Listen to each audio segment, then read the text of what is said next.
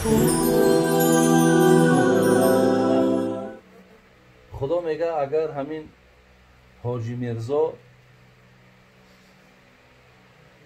از دو چیز برخوردار نباشه، حق نداره که در همین بین مردم رشته صحبت در دست خودش بگیره. حق نداره.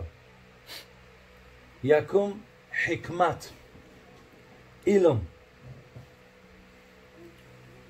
موعظه الحسنه، موعظه حسنه، یک موعظه که برادر عزیز او متاثر باشه، یک موعظه که دلخراش نباشه، دلگیر نباشه. اگر از عهده همین نبرایه، حق مقصد دعوت کردن نداره.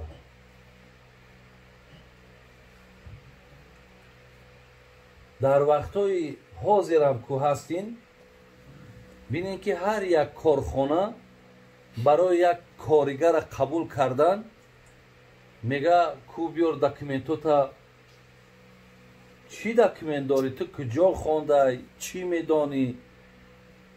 یعنی از سویه همو دانش و فهمیش همو را تا نبینه کارخانه قبولش نمیکنه. انا همین برادر عزیز دایره دعوت هم همیه. اگر به شرطی که هر نفری که از همون راههایی که برای دعوت کتابها معین کردن، اگر از همون راهها کار نگیریم، با جای فایده آوردن من، با جای مردم جمع کردن من، برادر عزیز یک خطر و یک بدبختی میاریم. الله مهربان در قرآن پیامبر نازنین چی گفت؟ گفت که لو كنت فظا غلیظ القلب لانفضوا من حولک. اگر ای محمد تو سنگ دل میشدی یا درشت رفتار میشدی یا سخنهای بسیار سخت و درشت میداشتی، این مردم در گردی تو جمع نمیشیدن. یکی از سببهایی که مردم در گردی تو جمع شید، تو بسیار یک اخلاق بالای زیبا داشتی، تو بسیار یک سخنرانی خوب داشتی. برای همین منم برادر عزیز اکو در جواب اونها پاسخهای خود دادم که با این خیل نفر مقصد چی معامله کردن در کار. حتی در همین تاجیکستان ما هم نفرهای در راه دعوت برادر عزیز بسیار خلل زیاد پیدا کردن، ولی از بسیاری نازکی ها این برادرای ما درک ندارن که یکی از پیشگیری های بسیاری انمی کارها سبب های انمین نادرست دعوت کردن، سبب های بسیار توهین کردن، تحقیر کردن، انمینا مانع برادرای عزیز انمین برآمدها و مانع انمین نشست ها شدگی.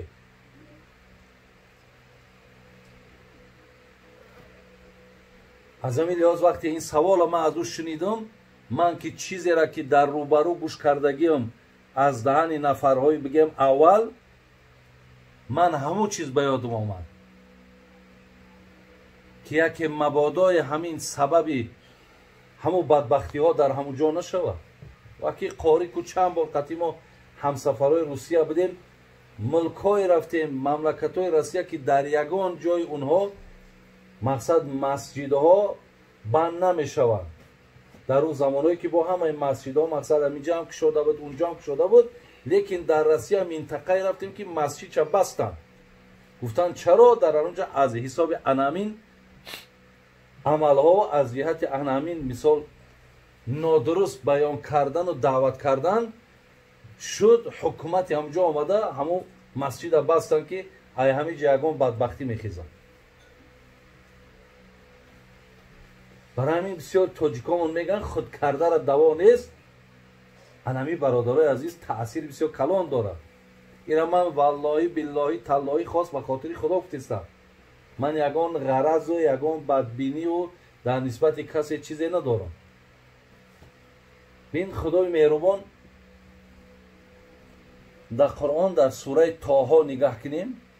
سوره طه آیت 43 و 44 الله چی میگه؟ اعوذ بالله من الشیطان الرجیم اذهبا الى فرعون انه طغى فقولا له قولا لینا لعله یتذکر او یخشی. صدق الله العظیم. بین خداوند اشاره به سوی حضرت موسی و برادرش کرد. گفته ای موسی برادر تا بگی و نزد فرعون بدروی. انه طغى او علاقه دعوای ربوبیت داره، او دعوای یکتاگی و دعوای خدایی داره. پیشش درآیید. خب الهی مهربان چکار کنیم پیششون درآیید؟ فقولا له قولا لین. وقتی با فرعون یک کسی که دعوای خدایی داره کن، وقتی که با او روبرو شدین و وقتی خواستین که او را دعوت کنین، الله گو موسی با او سخنی نرم و ملایم بگو. لعله یتذکر او یخشی. شاید که بعد شنیدن مقصد این برنامه تو برآمد تو، شاید او به یاد خدا بیاید، شاید از همین نقشه و اراده و از همین گمان بدبختانه خودش پس بگرده.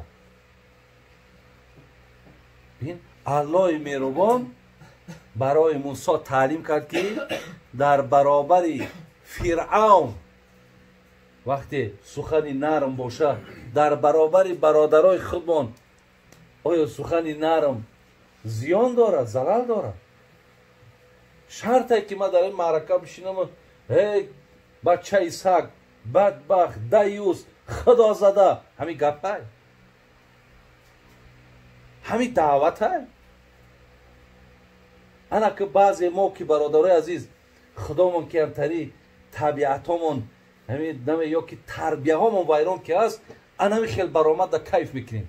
ای برآمد چیدی چی گفته؟ خیلی گفته است خدا زده بدبخت دیوس لعنتی فلان. این برآمد چیده است. حالا که نمیدانیم که ما قانونهای الهی را شکسته استیم، نمیدانیم که پشت این بسیار بدبختی میاد به سر ما.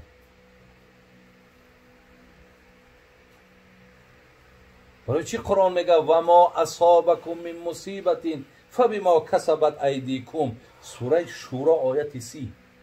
خدا میگه هر سختی و بدبختی که به سرتون میاد محصولای دست خودتونه.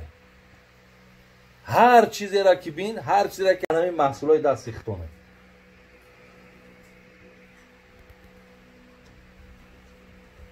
برای همین برادران عزیز و گرامی، اکنون من مراجعت مام همینه که برادرایی که صدای مرا میشنوند باید که دعوت یا پند و نصیحت چنان باشد که مردم عاشقش باشند. مردم شنوند که مقصد فلانی آمده است در فلان خانه، همه کار و بارشا پرتویا بگه برم یک صحبت گوش کنم. اگر یک بار دو بار تو اونها را خیلی حکم به کفر دادی و توهین کردی و حقارت کردی، میگه رنگ خچم در گور گپشم در گور. برای همین برادرای عزیز و گرامی، اکنون در این بابت صحبت‌های خیلی زیاده. حضرت لقمان الله مهربان در قرآن در خود سوره لقمان میاره، میگه حضرت لقمان بچه‌ش چی گفت؟ یا بنی اقیم الصلاة و امر بالمعروف و انه عن المنکر واصبر علی ما اصابک ان ذلک من عزم الامور. بچه جان گفت نماز زکات بخوان. بچه جان گفت کجای در رفتی نشستی امر معروف و نهی منکر تا بکن. ولیکن بدان که ایستادگری در راه کار خدا و رسول و شریعت بالای تو مشکلات ها و زحمت ها و سختی ها میاره. بچه صبر کن، بسیار پاداشی بزرگ میگیری. در دامش گفت ولا تسعر خدک للناس ولا تمشی فی الارض مرحا ان الله لا یحب کل مختال فخور. نصیحت ها را به پدرها فرزنداریم، نصیحت های زیبای لقمان الله را خوش آمدگیه. این لقمان چند عصر پیش گذشتگیه. بچم هیچگاه در روی مردم رو تا ترش نکن. با مردم با چهره تازه نگاه کن. وقتی بچه جان تو بچه حضرت لقمانی، تو هم علم داری، در کتابا میگن حضرت بچه‌ش هم با علم بود، بسیار شهرت بلند داشت. وقتی راه در که رفتی یکی ای حساب علم دارم گفته دیگه ای تری پا تا کتا کتا نمان، هیچ وقت تکبرانه ره نگرد، خودتا برتری از دیگران ندان. شاعران میگه کس نمیداند در این بحری عمیق سنگریزه قدر دارد یا عقیق. کی میداند؟ در بین همین صحابه پیغمبر نازنین گفت که وقتی سعد ابن معاذ ای دنیا گذشت عرش خدا جنبید. در بین همین صحابه که خوب جلیل القدر بودن، حتی بدری بودن، لیکن سعد ابن معاذ وقتی ای دنیا گذشت گفت عرش خدا جنبید. گفت یک روی مالچه گفت سعد ابن معاذ، ببینید یک نمالچش ای دنیا و آنچه در دنیای بالاتر و بهتره. یه نمالچه که بنیش تازه میکرد. حتی ملائکه ها وقتی آمدن حضرت رسول اکرم سعد که وصف کرد به مردم رسانید فضیلتاش، دشمنا آمدن تابوچه برداشتن که سبکه که بعد اعراض گرفتن، گفتن هیچ وزن نداره. و پیامبر گفت که آخی اونا میدانستن که برای چی وزن نداره این سوال نمیدادن، اونا هم تا دستیا بودن. این ملائکه ها برای برداشتن او جنگ میکردن و دست ملائکه ها دا بودن. لیکن کی میدانه در پیش الله مهربان که قیمت فضیلت و بزرگیش بلنده یا پس. گفت بچه‌م گفت هیچ وقت در راه تکبرانه ره نگرد. این الله لا یحب کل مختال فخور. زیرا خدا همین متکبر دوست نمی‌دارد. کسی که اگر همین کتگی میکنه، خواه ای علمش، خواه ای منصبش، خواه مقصد از پولش، خواه از قدرتش، از هر جهتی که وقت برادر خودش وقت زوز من صوتی بچه هم وقتی سخن میگوی آهسته سخن بگو. این انکر الاصوات لا صوت الحمیر. زیرا بچه هم میدونی که از همه آوازی که دلگیره آواز خره. یعنی همون آوازها و همون دغلی و درشتی که ما داریم نسبتش داد به آواز خر. برای همین برادران عزیز و گرامی دعوت هم مقصد مال هر کس نیست. همین آدمایی که وقتی احساسات داده میشن یا بیمارن، نمیشه خیلی آدم پروا نداره باید از سر رول نشینه، یا انا پروا ندارن، یا حقی مقصد بیان کردن ندارن، زیرا که اینها مقصد از برآمداشون خیر نمیارن.